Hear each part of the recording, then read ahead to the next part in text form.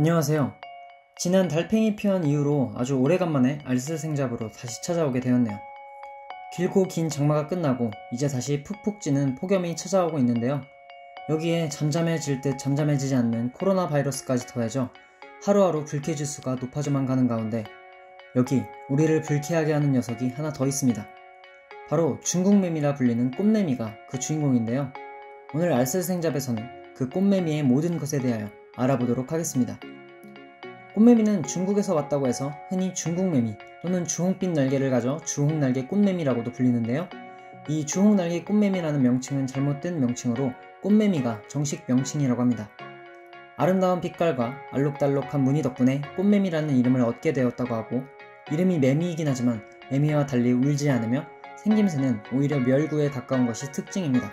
꽃매미는 주로 아시아 지역에 분포하고 한국 전역에서도 볼 수 있는데, 우리나라에서는 특히 2006년 서울 관악산에서 최초로 발생한 것이 목격된 이후부터 4년 사이에 발생 면적이 무려 8,000배 이상 폭발적으로 급증하며 악명을 떨치기 시작하였습니다. 꽃매미의 수가 이렇게 폭발적으로 증가하게 된 원인은 바로 지구온난화 때문이라고 하는데요. 꽃매미의 천적은 무당거미, 호랑거미 같은 절지동물이나 사마귀 등의 포식곤충인데, 이 포식종들이 2000년대에 들며 연 평균 기온이 상승하는 바람에 그 수가 줄어들게 되었고, 꽃매미는 오히려 서식하기 좋은 기후 조건이 되면서 이러한 결과를 낳게 된 것이죠. 이후 지속적인 연구와 관리를 통해 2012년부터 개체수가 감소하기 시작했는데요.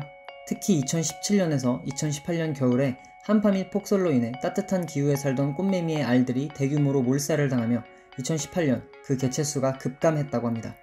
하지만 그 이듬해인 2019년 여름부터는 다시 개체수가 증가하고 있는 추세이고, 지금도 여전히 다수의 지방에서는 주 활동기간인 5월부터 11월까지 아주 흔하게 꽃매미를 만날 수가 있습니다. 꽃매미는 생태계 교란생물 목록에 포함되어 있는 해충이기도 한데요. 지금부터는 꽃매미의 유해성에 대하여 알아보도록 하겠습니다. 일단 꽃매미는 나무의 수액을 빨아먹고 살아갑니다. 이것은 다른 매미류의 곤충들과 다를 바가 없죠. 하지만 매미는 고작해야 한 나무에 한두 마리가 매달려 있는 반면, 꽃매미는 그 폭발적인 개체수를 앞세워 수십에서 많게는 수백 마리씩 한 나무에 매달려 수액을 빨아먹습니다. 이렇게 되면 나무는 버티지 못하고 수액을 모두 빼앗겨 말라 죽게 되어버리죠. 문제는 이뿐만이 아닙니다. 꽃매미는 수액을 빨아먹은 후에 엄청난 양의 분비물을 배설하게 되는데요. 이 분비물들은 과일에 묻어 상품성을 떨어뜨리고 식물의 잎이나 과실에 마치 검게 그을린 자국처럼 보이게 만드는 그을음병을 유발합니다. 이 그을음병은 식물의 광합성을 방해하여 쇠약하게 만들어버리기 때문에 상당한 관리가 필요하게 되고, 결국 농부들의 일손을 몇 배나 더 힘들게 만들죠.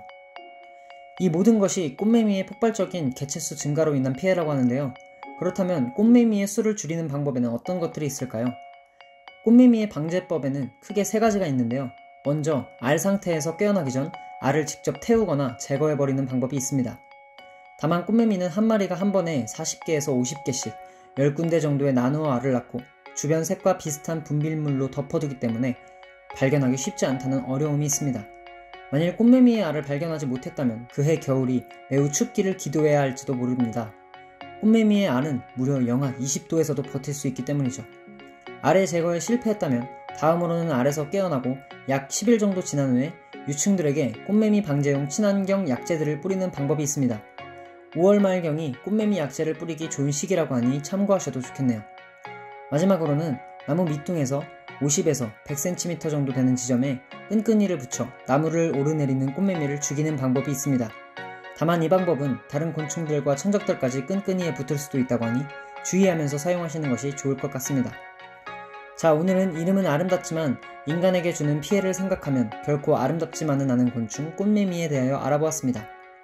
꽃매미는 사실 그냥 곤충 자체만 놓고 보자면 다른 매미나 노린재와 같은 평범한 곤충이지만, 지구온난화로 인한 개체수의 폭발적인 증가로 인하여 본의 아니게 사람에게 피해를 주는 곤충이 되어버렸는데요.